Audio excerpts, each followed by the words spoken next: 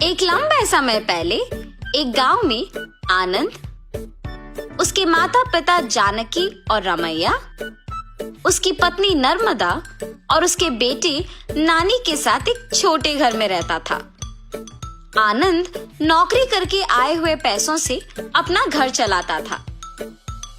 जानकी उसकी बहू नर्मदा से सारे काम करवाती थी और उसे हमेशा ताने मार मार के दुखी करती थी, मगर नर्मदा उसे कुछ ना कह के चुप बैठती थी।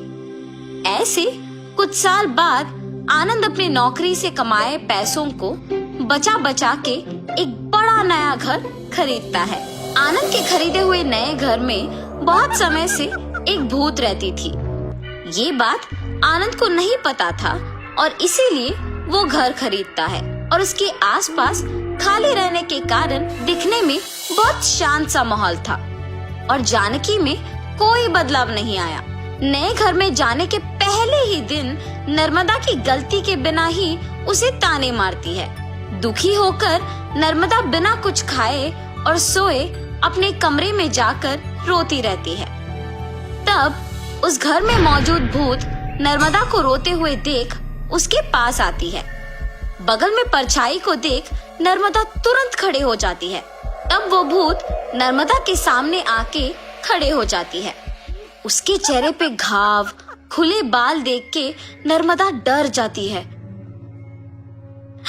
बाप रे, भूत भूत! डरो मत, मैं तुम्हें कुछ नहीं करूंगी। तुम हमारे घर में क्यों आई हो? तुम लोग ही मेरे घर आए। ये तुम्हारा घर है? हाँ, ये मेरा घर है। इसी में मैं मर गई। मेरे मरने के बाद ही तुम लोग यहाँ आए।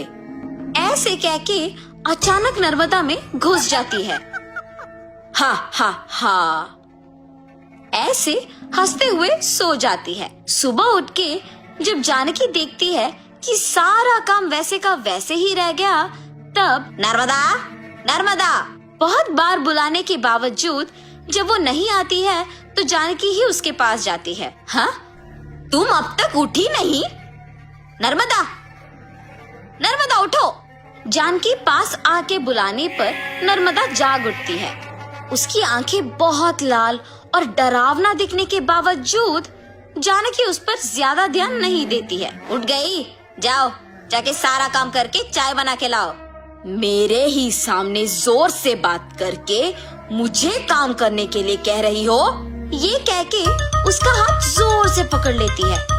नहीं, तुम कुछ मत करो। आज से सारा काम मैं ही करूंगी, मुझे छोड़ दो। जाओ, जाके सारा काम करो। ठीक है, ठीक है। ऐसे कह के जल्दी से सारे काम खत्म करती है। ये क्या सच में मेरी बहू है? इसके मुंह से कभी एक लफ्ज भी नहीं निकला और आज ये मुझसे सारा काम करवा रही है। तुरंत ये सब मुझे अपने बेटे को बताना होगा। और ऐसे अपने बेटे को सब सच बताती है। तब वो कहता है, जितना भी गुस्सा क्यों ना हो, ऐसे तो नहीं कहते हैं माँ। आप अगर उससे अच्छे से पेश आएंगे तो वो भी अच्छा ही रहेगी। उसके बारे में क्या मुझे नहीं पता? उसके बेटे का ऐसे बात करने पर जानकी कुछ नहीं कहती है और अपनी बहू से डरने के कारण वो सारे काम खुद ही करती है। नर्मदा, नए घर खरीदने की खुशी में मैं अपने कुछ दोस्तों को घर बुला रहा हूँ। सारी चीजों का तुम्हें ही ध्यान रखना होगा। ऐसे बोल के चला जाता है। नर्मदा कुछ बात किए बिना खड़े रहती है। उसके बगल में खड़े जानकी के पास जाके वो कहती है, तुम्हारे बेटे की बातें सुनी है ना तुमने? सारी तैयारी तुम्हें ही करना होगा। ऐसे जोर से कहती है। अगले दिन आनंद दोपहर को अपने दोस्तों को घर ले आता है। नर्मदा, तुमने सारी तैयारी कर ली ना? हाँ जी। और ऐसे सबको खाना परोसती है और सभी हंसते हुए बातें करते रहते हैं। सभी व्यंजन स्वादिष्ट है भाभी जी। हाँ, मेरी पत्नी के हाथों में जादू है। आनंद, तुम्हारा घर भी बहुत खूबसूरत है यार। चारों ओर खाली और शांत है। इस घर को देखते ही पसंद आ गया मुझे, इसीलिए इसे बचाए हुए सारे पैसों से खरीदा हूँ। अब इस घर का मालिक मैं हूँ। ऐसे आनंद कहता है। ये सुनते ही नर्मदा तुरंत भूत बनके अजीब आवाजें बनाती है। उसका सिर नीचे झुका रहता है और अजीब आवाजें आने के कारण सभी उसी को देखते हैं। नर्मदा, क्या हुआ तुम्हें? नर्मदा अचानक अपना सिर ऊपर करती है और क्या इस घर का मालिक तुम हो? मैं हूँ इस घर की मालकिन। ऐसे उसे घूरने पर आनंद अचानक हवा में ऊपर उड़ने लगता है। नहीं, ये तुम्हारा ही घर है, मुझे छोड़ दो। ऐसे कहने पर आनंद को नीचे छोड़ देती है। ये सब देख के घर के सारे मेहमान भूत भूत कह के वहाँ से भाग जाते हैं।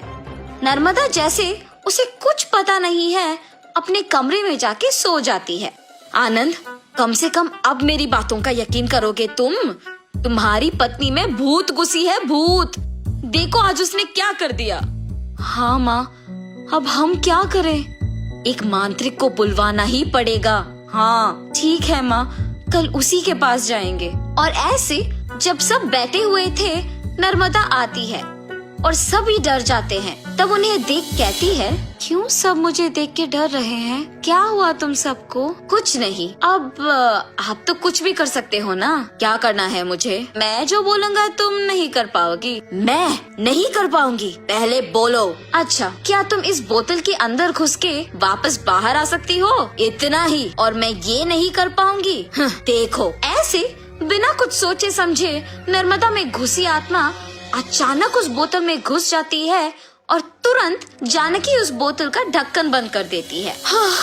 भूत को मैंने इस बोतल के अंदर बंद किया है, अब इसे गांव के अंत में फेंक के आना होगा। और ऐसे उस बोतल को गांव के एकदम अंत में फेंक के आ जाती है। तब से जानकी अपनी गलती सुधार के अपनी बहू को ताने मारना बंद कर देती है। भूत के चले जाने पर सभी उनके नए घर में खुशी से जीते हैं।